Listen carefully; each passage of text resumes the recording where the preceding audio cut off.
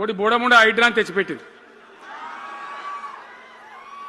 దానికి ఆ హైడ్రాకు ఆ పిసిసి ప్రెసిడెంట్ అని ఉంటాడు ఆయన, కాంగ్రెస్ కమిటీ అధ్యక్షుడు, ఆయన నిజామాబాద్లో పోయి చెప్తుండు, హైదరాబాద్లో హైడ్రా, నిజామాబాద్ కూడా తెత్తం బిడ్డ, నిజామాబాద్లో నిడ్రా, రేపు జగిత్యాలలో కూడా జిడ్రా అంటాడు. ఇక అది ఏం కావాలి?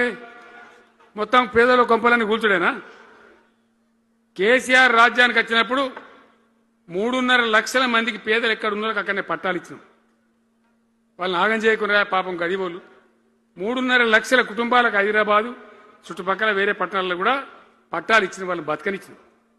ఇలా ఏం కూలగొట్టుడు? అది పుస్తకాలు కూడా తీసుకుని పోరాటాలు చదువుకునేటి అంతే గిరితమా?